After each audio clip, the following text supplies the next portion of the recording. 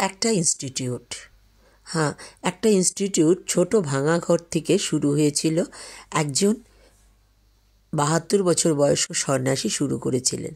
আজকের এই মন্দিরটি দেখে মনে হচ্ছে মানুষের যদি কাজের ইচ্ছা শক্তি আর ভক্তিপথ এই দুটো বিশ্বাস একসাথে থাকে তাহলে মানুষ কোন জায়গায় যেতে পারে। এখানে ভারতবর্ষের একটা ইসকন নামে যে একটা বড় ইনস্টিটিউট আছে, যেই ভক্তিপথে আমাদেরকে এগিয়ে নিয়ে যাওয়ার জন্য চেষ্টা করছে, সেই ইসকনের চিত্রই আমি দেখাচ্ছি। আমি কিছুদিন আগে ইসকন মায়াপুর গেছিলাম।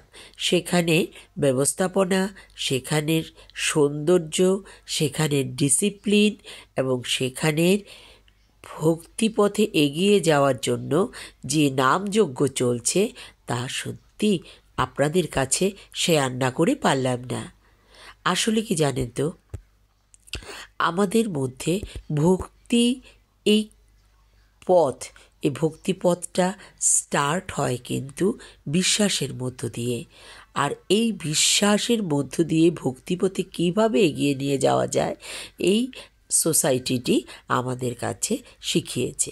Krishna consciousness, Krishna consciousness that's means যে কৃষ্ণের প্রতি আমাদের ভালোবাসা, আর সেই ভালোবাসা থেকেই আসে ভক্তি। আসলে আমরা যদি আমাদের এই জীবনশৈলীটাকে একটুখানি পরিবর্তিত করে দিতে পারি তাহলে কিন্তু আমাদের এই জীবনটি হয়ে উঠবে সুন্দর, আর ভক্তিপথ হবে আমাদের জীবনের একমাত্র পাথেয়।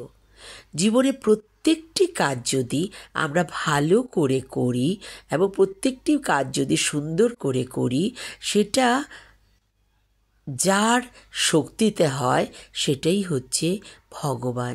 তাই জীবনকে সুন্দর করতে গেলে ভক্তিপথ আমাদের নিয়েই চলতে হবে। তাই ভক্তিহীন কোনো শক্তি আমরা জীবনে নিতে পারবো না। মায়াপুর ইসকনে গিয়ে এবার কিন্তু আমার সেটাই মনে পড়েছে যে সত্যি ভক্তি ওই স্থানে মানুষের মধ্যে কিভাবে কাজ করছে। ভগবান সত্যি ওইখানে উপস্থিত। এবার গিয়েছিলাম মায়াপুর, আপনারাও ঘুরে আসুন।